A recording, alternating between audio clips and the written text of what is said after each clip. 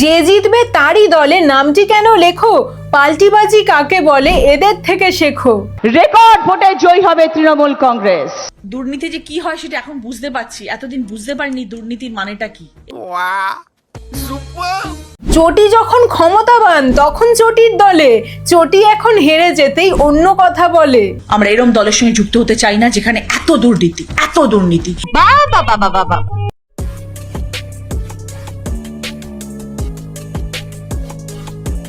So welcome back to my channel amazing রি।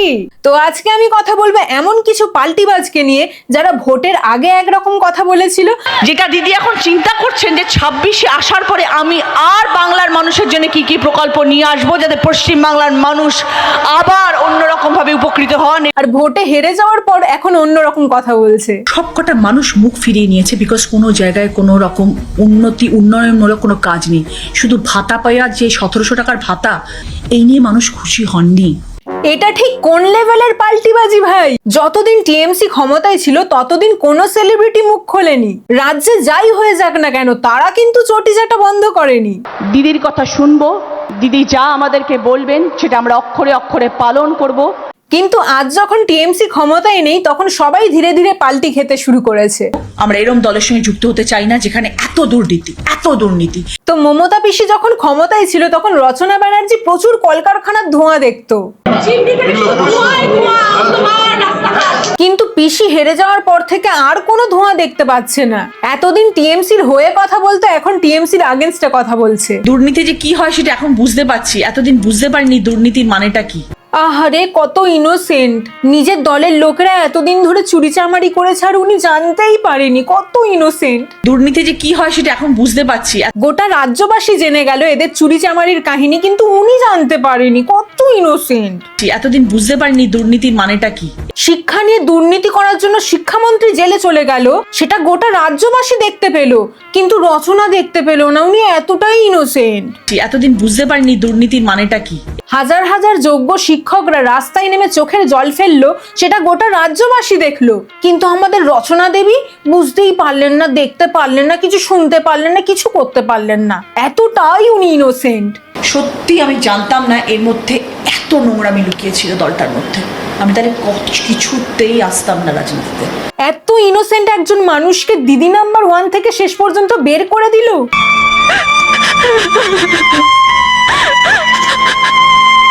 15 বছর ধরে মানুষ দিদি নাম্বার 1-এ রচনা ব্যানার্জিকে দেখে এসেছে, কিন্তু এখন থেকে স্বস্তিকা মুখার্জিকে তার পরিবর্তে দেখা যাবে। বাট দিদি নাম্বার 1-এ রচনার লাস্ট এপিসোডে যদি রচনা আর মমতা ব্যানার্জিকে একসাথে রাখা হতো তাহলে কেমন হতো?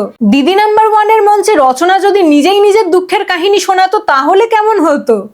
নমস্কার, আমি এক বিরল রোগে আক্রান্ত ছিলাম। যেদিকে তাকাতাম সেদিকেই ধোঁয়া ধোঁয়া দেখতাম, চারিদিকে শুধু কলকারখানার ধোঁয়া দেখতে পেতাম। যেদিকে তাকাতাম সেদিকেই শুধু চটির কারখানা, চটির কারখানা। কিন্তু আজ আর চটি নেই, তাই আজ আর কোনো ধোঁয়া দেখতে পাচ্ছি না, সবকিছু ক্লিয়ার দেখতে পাচ্ছি। কিন্তু এখন যে বড্ড দেরি হয়ে গেল, চটির সাথে সাথে আমারও ব্যান্ড বেজে গেল, সমস্ত রাস্তা বন্ধ হয়ে গেল আমার। তো যাই হোক, 15 বছর ধরে দিদি নাম্বার 1-এ হাজার হাজার দিদিদের দুঃখের কাহিনী শুনেছি, কিন্তু আজকে আমার দুঃখের কাহিনী শোনার মতো কেউ নেই গো। টিএমসি থেকে যে একটু সুযোগ সুবিধা নেব সেই উপায় আর নেই, দিদি তো হেরে গেল। আর দিদি নাম্বার 1 থেকে যে আর্নিংটা আমি করতাম সেটাও বন্ধ হয়ে গেল। বড্ড আমার দল থেকে বেরিয়ে যাওয়ার নে, এবার দিদি নাম্বার 1 থেকে তোকেই বের করে দিয়েছে।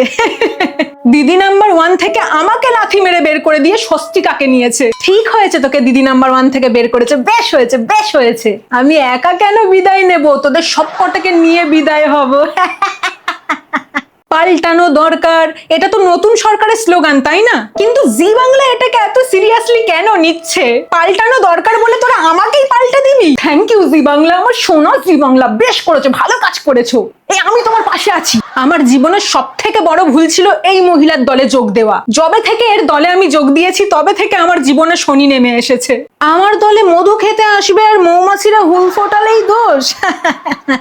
এদের দলে শুধু চোর আর চোর, কয়লা চোর, মাটি চোর, গরু চোর, এই চোর, সেই চোর, তরি চোর। ছি ছি ছি। এতদিন সমস্ত চোরদের সাথে ওঠা বসা করে এখন সতী সাজতে এসেছে। ওরে সতী, মহাসতী। সতী উঠে আইলেন। আমি যদি আগে জানতাম না কখনোই তোমার এই দলে যোগ দিতাম না। তুমি সব জেনে শুনেই এসেছো মনা, এখন আর ন্যাকামি করতে এসো না। তুমি সব জেনেও না জানার ভান করছো, তুমি সব দেখেও না দেখার ভান করছো, ওইটা আমরা ধরে ফেলেছি। এদের দলে যে এত চোর ছিল সেটা গোটা রাজ্যবাসী বুঝলেও আমি বুঝতে পারিনি। ছিলাম আমি কচি খুকি, জানতাম না তো কিছু, না জানারই ভান করিয়া নিলাম পিসির পিছু। চটি চাটতে ভালোই লাগে, ছিলাম চটির তলে, না বুঝিয়া নাম লেখালাম চোর ছ্যাচোরের দলে। ধন্য ছিলাম এতদিন পেয়ে পিসির ছোঁয়া, পিসিমণি হারার পর দেখতে পাই না ধোঁয়া। সুবিধা নিতে পারবো না আর থেকে পিসির দলে, চোখ দুখানা ভিজলো আমার কুইন্টাল কুইন্টাল জলে। তো যাই হোক, টিএমসি আমার ফেসটাকে ইউজ করেছে, আমার এই কোটি টাকার ফেসটাকে এরা ইউজ করেছে। ভুলে যাবেন না আমি একমাত্র বাঙালি অভিনেত্রী যে অমিতাভ বচ্চনের সাথে মুভি করেছে। তো বুঝতে পারছো আমার এই কোটি টাকার ফেস টিএমসি ইউজ করেছে। আমি আগে যদি জানতাম এদের দলে এত চোর ছেঁচড় আছে তাহলে কখনোই যোগ দিতাম না। সত্যি কথাটা বলো না মনা, তুমিও চুরি চামারি করার জন্য চোর ছ্যাচরের দলে যোগ দিয়েছিলে, কিন্তু খুব একটা সুযোগ সুবিধা করতে পারোনি, তাই জন্য জ্বালাটা হচ্ছে। একদম ফালতু কথা বলবেন না, আমি এই ধরনের নিম্নমানের কাজ করি না। আপনার দলকে না ভালোবেসে যোগ দিয়েছিলাম। তাই এইটা কেমন ভালোবাসা যে আমার গদি ওল্টাতে না ওল্টাতেই তুমি পাল্টি খেয়ে গেলে? তোমার এই ভালোবাসা ততদিন ছিল যতদিন আমার গদি ছিল, যতদিন আমি ক্ষমতায় ছিলাম। না আসলে আমি জানতাম না যে টিএমসির লোকেরা এত দুর্নীতি করে, সিরিয়াসলি বলছি। আসলে তখন আমি ক্ষমতায় ছিলাম তো, তাই তুমি আমার দলের দুর্নীতিগুলো দেখতে পাওনি মনা। যখন শিক্ষা নিয়ে দুর্নীতি হচ্ছিল, যখন আমাদের দলের নেতার ফ্ল্যাট থেকে কোটি কোটি কালো টাকা উদ্ধার হচ্ছিল, তখন তুমি কিচ্ছু দেখতে পাওনি, চারিদিকে শুধু ধোঁয়া ধোঁয়া দেখতে পাচ্ছিলে। আমি যে কেন এদেরকে সাপোর্ট করেছিলাম এখন রিগ্রেট ফিল করি। এই চোরেদের দলে নাম লিখে আমার নামটাই বদনাম হয়ে গেল।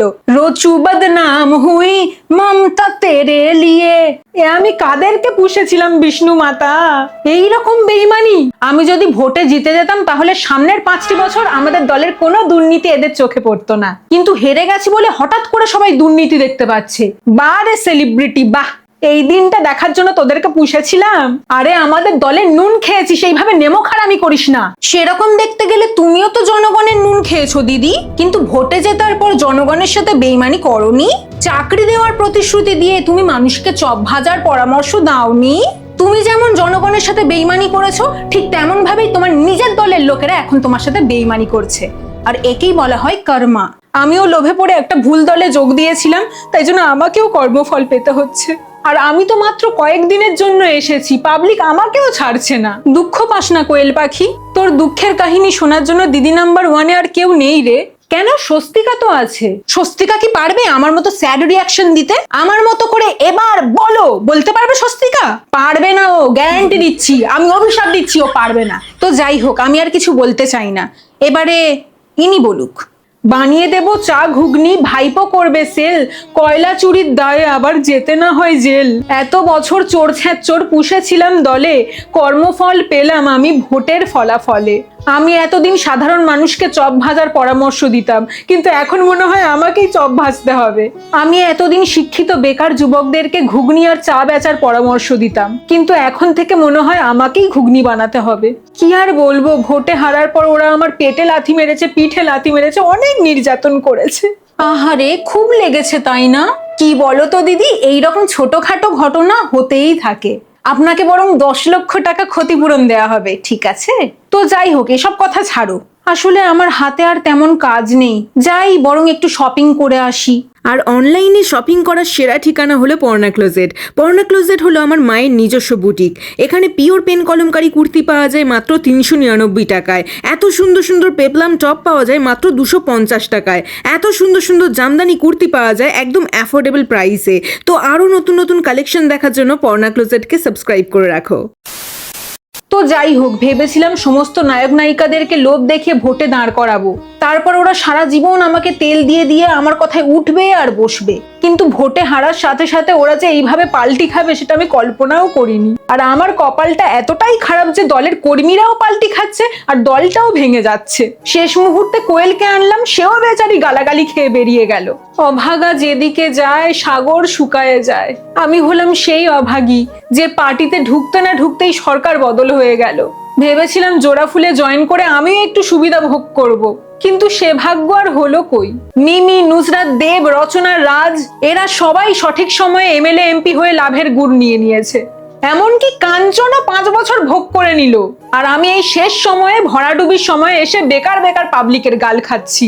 আমার মনে হচ্ছে আমি এমন একটা রেস্টুরেন্টে এসেছি যেখানে সবাই গান্ডে পিন্ডে গিলে পেট মোটা করে বেরিয়ে গেছে, আর আমার জন্য শুধুমাত্র হাড়গুলোই পড়ে আছে। তাহলে এই দুঃখে একটা কবিতা হয়ে যাক। লাভের গুড় নেবে বলে কোয়েল এলো হেসে, টিএমসির ভরাডুবিতে কোয়েল গেল ফেসে। আরে কোয়েল গেল ফেসে রে, কোয়েল গেল ফেসে। মিমি পেল লাভের গুড়, কাঞ্চা পেল মধু, কোয়েল বোকা এসব দেখে কাঁদছে দেখো শুধু। হাড্ডাহাড্ডি লড়াই হলো, রাজ্য হবে কার? আরে হাড্ডাহাড্ডি লড়াই হলো, রাজ্য হবে কার? মাংস এরা সবাই পেল, কোয়েল পেল হার। Avatar on the beat.